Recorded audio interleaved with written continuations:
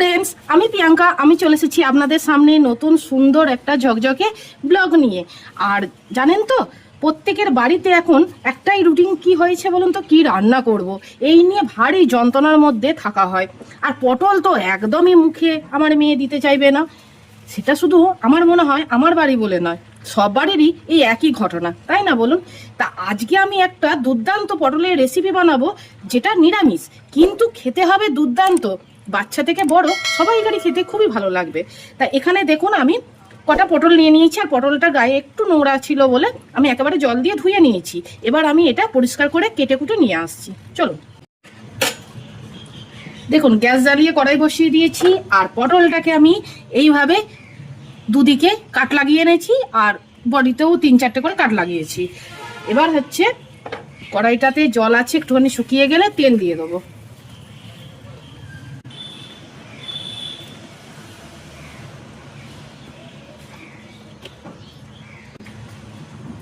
তেল গরম হয়ে গেছে, এবার আমি পটলগুলো ভাজার জন্য দিয়ে দেবো।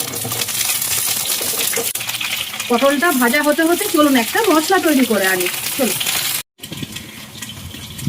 চলুন, দেখুন যে মশলাটা করব তার মধ্যে আমি নিয়েছি 4 মগজ, পোস্ত, কাজু বাদাম 4-5টা আছে, আর 1 চামচ তিল নিয়েছি, আর দেব 2টো কাঁচা লঙ্কা। এটা প্রথমে আগে আমি এই মিক্সির বোলের মধ্যে দিয়ে দিচ্ছি। এরপর দেব এই এতটা পরিমাণে একটু আদা, আপনারা যেমন পরিমাণে পটলটা নেবেন সেই অনুযায়ী দেবেন। আর দেব একটা গোটা টমেটো, আর দেব পনির। এখানে 100 গ্রাম মতো পনির আছে, পনিরটা আমি দিয়ে দিচ্ছি। আর দেব 1 চামচ মতো মৌরি, এই দেখুন। চলুন এবার একটা পেস্ট করে নিই। দেখুন পটলগুলো ঠিক এইভাবে যখন রংটা একটু চেঞ্জ হয়ে যাবে পটলের গায়ে, তখন পটলগুলো আমরা তেল থেকে তুলে নেব। চলুন,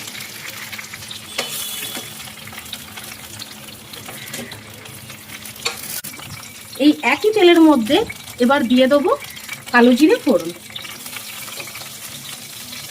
আর দেব একটা শুকনো লঙ্কা, একটু ফাটিয়ে দেবো।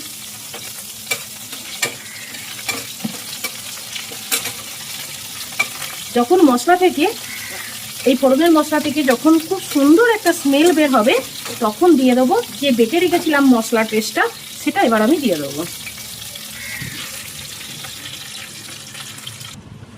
মশলাটা খুব ভালো করে জানেন তো কষিয়ে নিতে হবে, রান্নাটা খেতে কিন্তু দুর্দান্ত হয়। এবার দিয়ে দেবো স্বাদ মতো লবণ। লবণটা একটু বুঝে শুনেই দিতে হবে, কারণ হচ্ছে পটল ভাজার সময় আমরা কিন্তু কোনো লবণ ইউজ করিনি, তাই লবণটা দিলাম, পরে আপনারা একটু চেক করে নিতে পারেন। এবার দিয়ে দেবো পরিমাণ মতো একটুখানি হলুদ গুঁড়ো। দেখুন আমাকে হেল্প করছে সোনামা, থাক সোনামা থাক।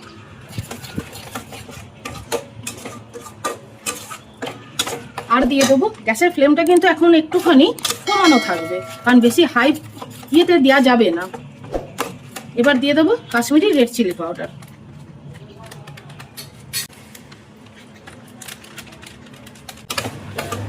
এবার দিয়ে দেবো চিনি। চিনিটা হচ্ছে স্বাদটাকে ব্যালেন্স করবে। দিয়ে দাও শোনো না, যেহেতু পনির আছে তাই একটু মিষ্টি মিষ্টি হলে এই খাবারটা খেতে দারুণ লাগে। দেখুন মোটামুটি এটা কষানো হয়ে গেছে, আর যে কাঁচা গন্ধটা সেটাও চলে গেছে। এবার আমি এই ভেজে রাখা পটলগুলো দিয়ে দেবো, দিয়ে একটুখানি নাড়াচাড়া করে নেব, খুব আলতো হবে। তারপর এই যে মশলাটা করেছিলাম, সেই মশলাটা মধ্যে একটুখানি আমি জল দিয়ে দিলাম, কারণ কিচ্ছু ফেলা যাবে না, একটু জল দিয়ে এটা আমি দিয়ে দিচ্ছি। আপনারা আপনাদের পরিমাণ বুঝে জলটা দেবেন, কিন্তু আমাদের যেহেতু এই খাবারটা ভাতে খাওয়া হবে, তাই সেই জন্য আমি একটুখানি জলটা দিলাম, কারণ পটলটাও আবার একটু সেদ্ধ হবে ধরুন। এবার আমি কি করব, এটা একটুখানি 5 মিনিটের জন্য ঢাকা দিয়ে দেবো, তাহলে কি হবে, পটলটাও সেদ্ধ হবে আর গ্রেভিটাও দারুণ হবে। চলুন চলুন দেখি কতটা কি হলো। আর দিয়ে দেবো 4টে চেরা কাঁচা লঙ্কা নামানোর আগে। হয়ে গেছে মনে হচ্ছে, একটু দাঁড়ান দেখি, হ্যাঁ পটলটাও হয়ে গেছে। কাঁচা লঙ্কাটা দিয়ে না আমি একটুখানি চাপা দিয়ে রেখেছিলাম, একদম রেডি হয়ে গেছে রান্নাটা। বাড়ির সকলের যেমন মুখ আছে যে পটল একভাবে খেতে ভালো লাগছে না, তেমনি দেখবেন আমরা যারা রান্না করি আমাদেরও কিন্তু ভালো লাগে না, কিন্তু কি করব, ওদের মুখের উপর তো বলা যায় না, বললে তো আর রক্ষে থাকবে না, তাই না? তাই একটু ঘুরিয়ে ফিরিয়ে একই জিনিস এই পটলটাকে একটু অন্যরকম ভাবে যদি করা যায় তাহলে খেতেও স্বাদ লাগে আর নিজেদেরও একটু ভালো লাগে, তাই না বলুন? তাই এবার আমি দিয়ে দিলাম ঘি, আর তারপর সব শেষে দেবো একটুখানি গরম মশলা, খুব সামান্য।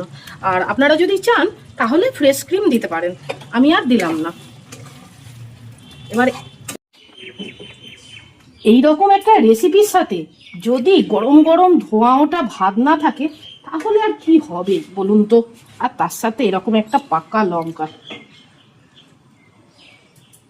গরম গরম ভাত আর গরম গরম এত সুন্দর একটা পটলের রেসিপি, কি বলবো আপনাদের, কি যে অপূর্ব লাগছে। এর গন্ধটা এত সুন্দর বের হচ্ছে, আর তার সাথে এইরকম একটা কাঁচা লঙ্কার ঘ্রাণ, পুরো মনে হচ্ছে জিভে জল এসে যাচ্ছে।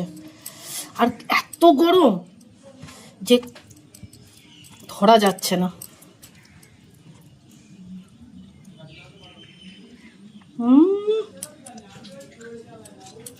অপূর্ব অপূর্ব, একবার খেয়ে দেখবেন বাড়িতে, তারপর কি যে ভালো লাগবে, পুরো অমৃত মনে হবে।